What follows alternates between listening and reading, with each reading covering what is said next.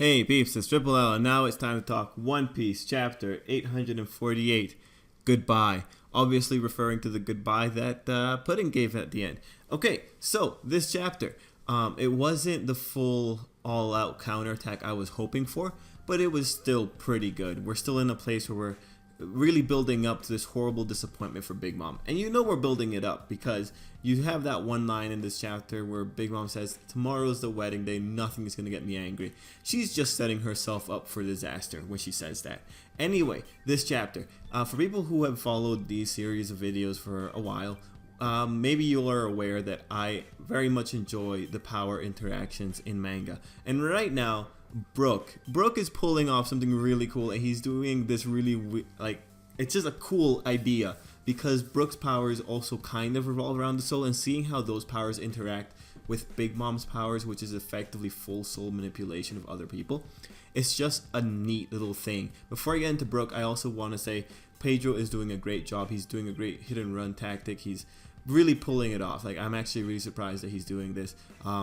You know, this is a guy who was born in the New World, so it's not surprising that he has that capability. What's more surprising is that the bombs are actually working to take out people, because like bombs in One Piece, it kind of depends on who the character is. But Pedro's doing a good job. I am actually really excited about Pedro's thing. And you know, just to take a moment, that one panel as we see Pedro and he just let a bomb rip right behind him. Just take a second to think where we started in One Piece and where we are now that we're watching a lion man blow people up. You know, if you just came in on this chapter, it's like, what? This looks nothing like the synopsis. And it's just like, you know, it's just part of the adventure. It's fun.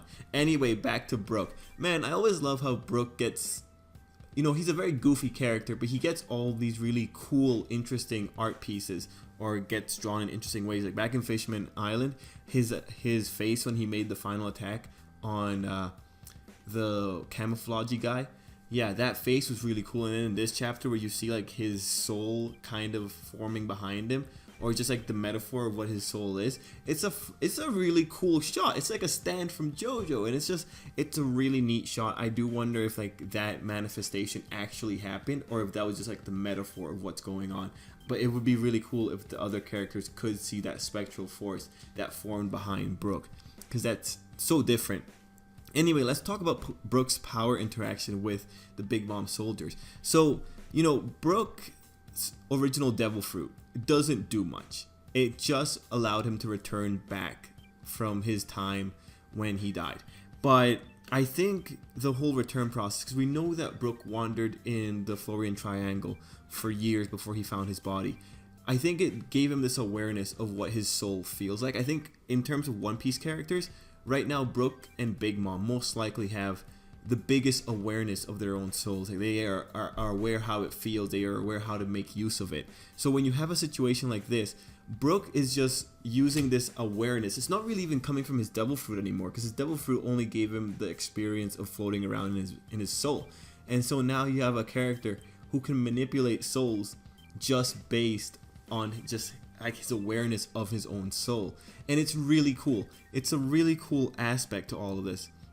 Actually, I'll amend it. I think Perona also has a pretty good awareness of her soul, since she was able to astral project way back when. Anyway, back to Brook. It's just really neat, and to see this idea that souls who are just kind of like misplaced into other bodies just won't be able to stand up to Brook's soul, who that is like arguably strengthened. And we know that Brook's music can manipulate people's perceptions, so maybe now it's not so much that he's manipulating their perception, he's just manipulating their soul itself. So this is something that's going beyond the brain, and it's going directly to the core of a person. And because in One Piece we have Haki is like the soul, not the soul, the spirit aspect of things. And undoubtedly spirit and soul are very different things, at least for One Piece. So I want to see just how much Brook can do with this idea of souls, and him being placed in Big Mom's territory might be the best opportunity for that, because this might give Brook an obscene advantage. And we still don't know the nature of Big Mom's kids, because there was that one line way back when they were in the forest where Cracker was saying that the Lola's father might be his original, and we still don't know what he meant by original. It's a very interesting kind of thing to think about. But we know that there's more to the Big Mom kids because they can't get manipulated by the Vivre card that Nami has. So I do want to see Brooke maybe go up against the really tall girl, the long-legged girl. Maybe we'll get to see something interesting in that particular interaction.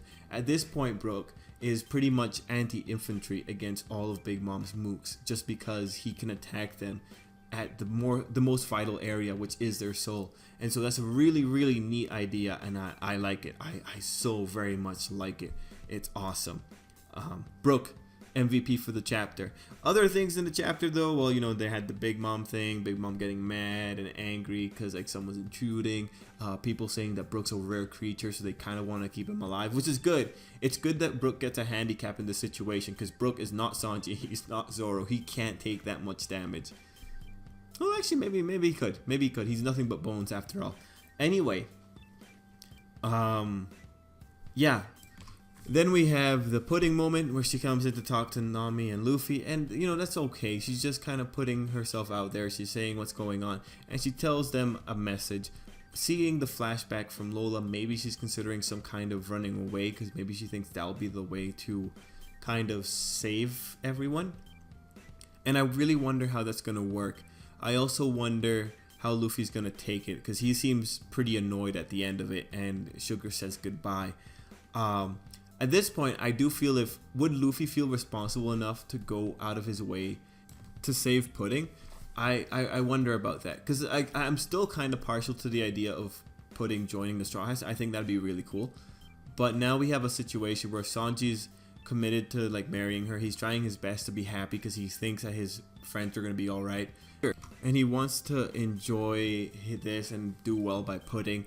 But I do wonder just how everything is going to turn out at the end, because now if Pudding's doing this weird maneuver and we still don't know what's going on with the eye in her forehead, you know, there's still ripe opportunities to see what's going to happen here, but the situation just keeps getting more complex. And the reason I don't like that it's getting more complex right now is just like there's a lot of things that have to be covered at this point, and so adding in the Pudding drama is just going to delay the other things getting solved.